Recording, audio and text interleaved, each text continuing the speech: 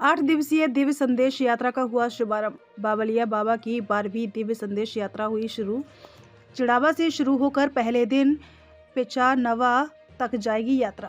पंडित प्रभु शरण तिवारी के सानिध्य में शुरू हुई यात्रा। बावलिया बाबा की पुण्यतिथि के मौके पर निकलती है यात्रा। बिटला परिवार को वरदान देने वाले और शिखावटी के साईं के रूप में पूजे जाने वाले बावलिया बाबा की पुण्यतिथि के मौके पर आज झुंझुनू के चिड़ावा से बाबा की 12वीं दिव्य संदेश यात्रा शुरू हुई।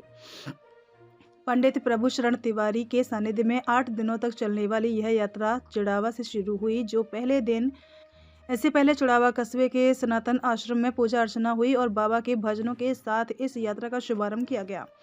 यात्रा के दौरान विभिन्न स्थानों पर बावलिया बाबा के जीवन चरित्र का गुणगान किया जाएगा।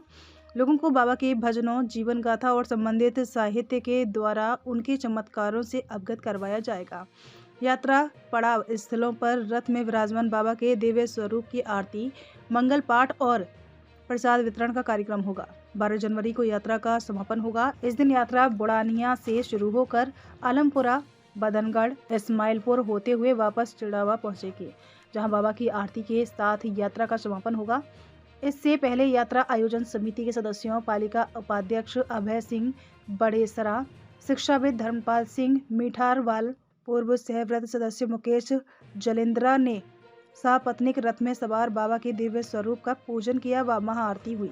आरती के पश्चात बाबा के भक्तों को उनके प्रिय दाल के बड़ों व सेल का प्रसाद वितरित किया गया। परमहंस पंडित गणेश नारायण जी बावलिया बाबा की यह 12वीं दिव्य संदेश यात्रा है। इस यात्रा का प्रारंभ बाबा की 100वीं पुण्यतिथि पर किया गया था। बाबा की पुण्यतिथि 111वीं है और ये 112वीं जो है शोभा यात्रा है। तो ये दिव्य संदेश यात्रा संपूर्ण देश में अलग अलग जगह पर जा कर के बाबा का जो दिव्य गुणगान है, बाबा के बारे में लोगों को बताती है। बाबा का जो सबसे बड़ा संदेश था, प्राणी मात्र की सेवा। हर प्राणी के अंदर ईश्वर का वास है, ऐसा बाबा का कहना था। इसलिए बाबा खेड़ का पानी पीते थे। इसका मतलब कुत्ता हो चाहे भी कोई भी हो, हर प्राणी जो है उसके अंदर एक ही ईश्वर है, हम सब एक ही है, ऐसा भाव हो। ऐसा इस दिव्य संदेश की यात्रा जो है उसका सबसे बड़ा पैगाम है।